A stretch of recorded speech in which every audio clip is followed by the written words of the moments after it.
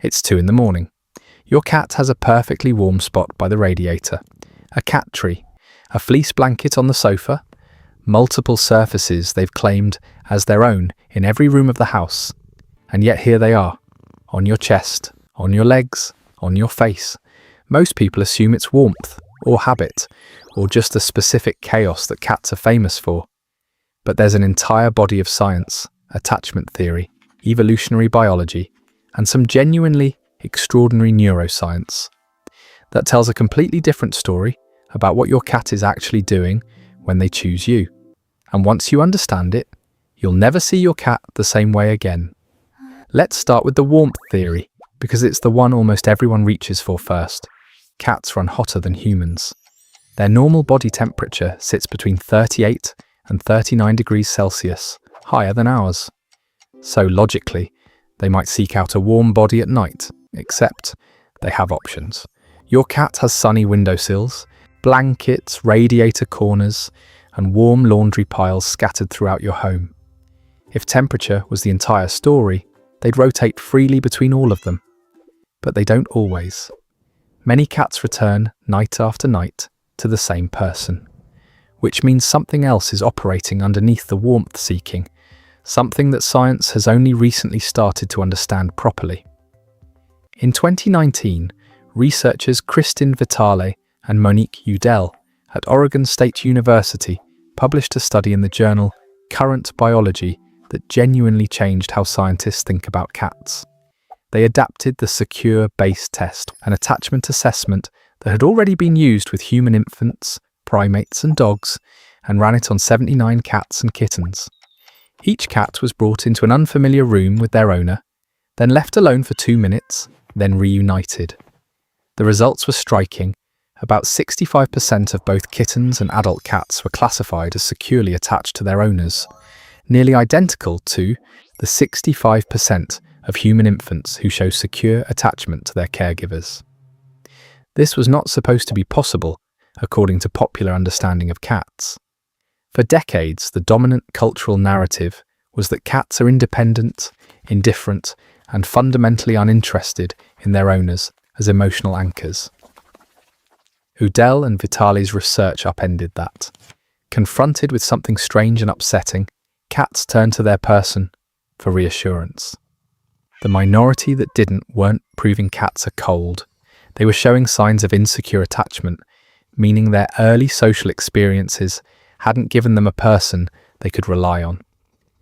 What this means is that when your cat circles back to you at night, past the blanket, past the cat tree, they may be performing one of the most fundamental behaviours in the psychology of attachment, seeking their secure base at the moment of greatest vulnerability.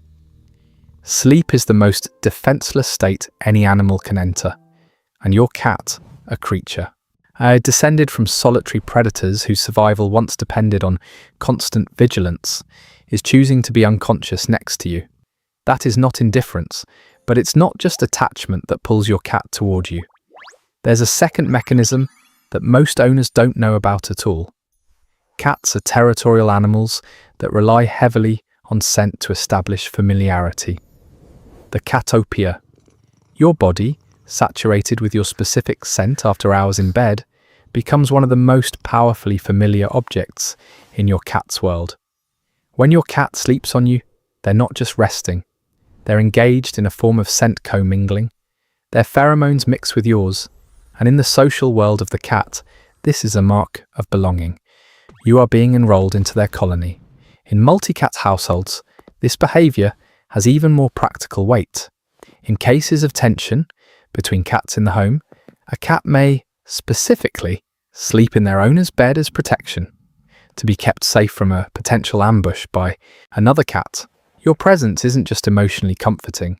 In your cat's threat assessment of the household, you are the safest location they have. Here's where it gets genuinely remarkable. When a cat settles on your chest and begins to purr, you're not just hearing a sound.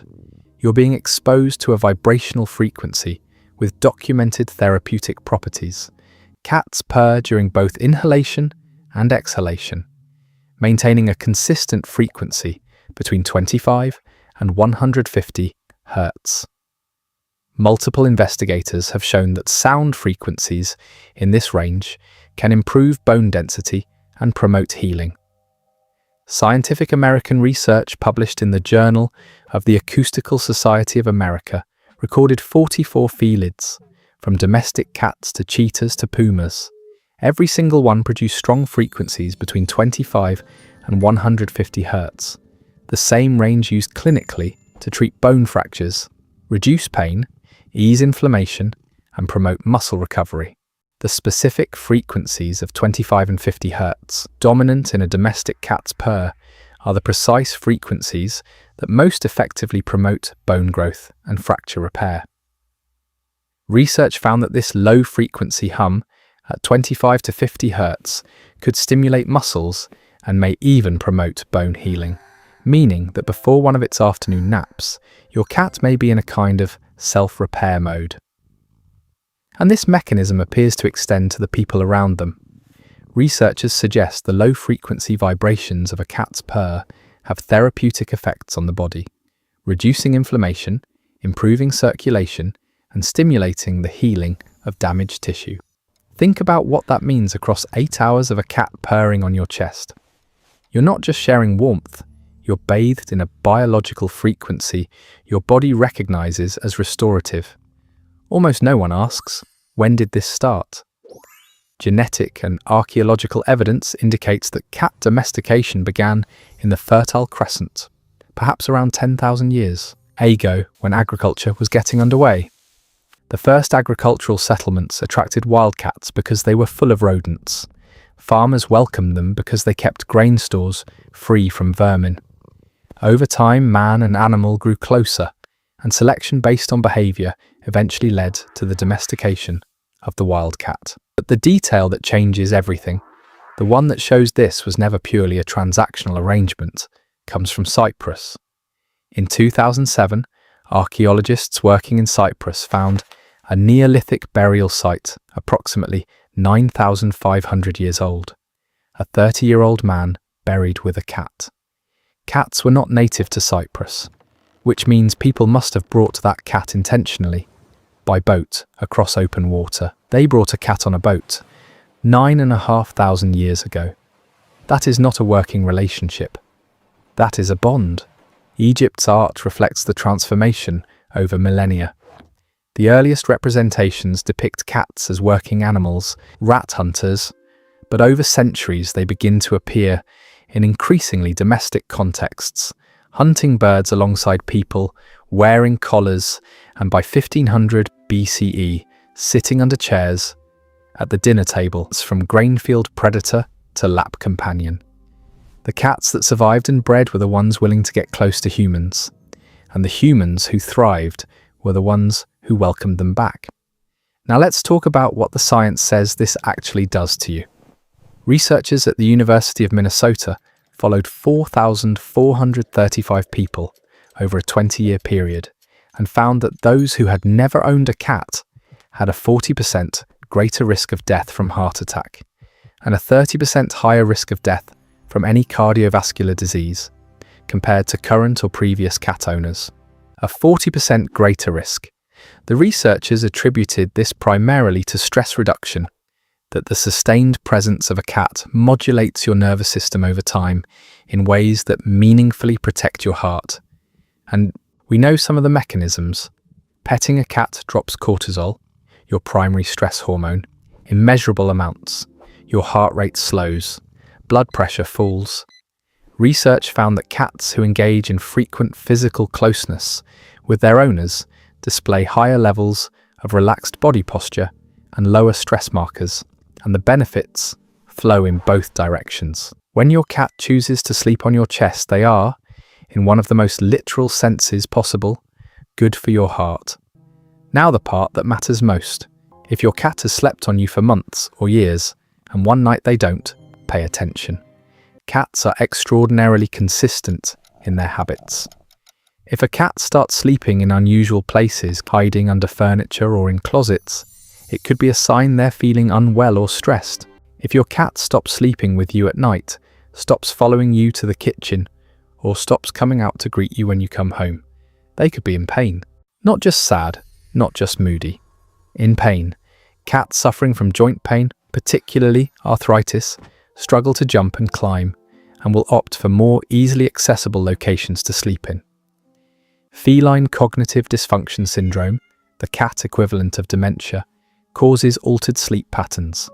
Affected cats are often awake at unusual times. Your cat cannot tell you something is wrong. They have no language for it. Behavior is the only vocabulary they have. So when a deeply established nightly ritual changes, when the cat who has slept on you every night for 3 years suddenly doesn't, that is them communicating something. They have no other way to say. Listen for it.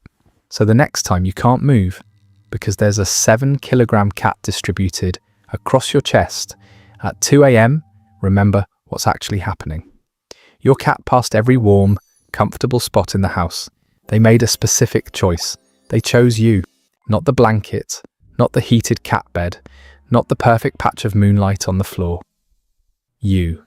Because 10,000 years of a mutually shaped relationship, a nervous system that reads your breathing as safety, and a vibrational biology that your body literally responds to, all pointed at the same conclusion. You are the safest place in their world. And the science suggests, quietly, measurably, that they might be one of the safest places in yours. If this changed how you see your cat, subscribe and leave a comment. I want to know, where does your cat sleep tonight? And if you want to understand why your cat stares at you like you owe them something, that's the next video. The neuroscience is even stranger than you'd expect.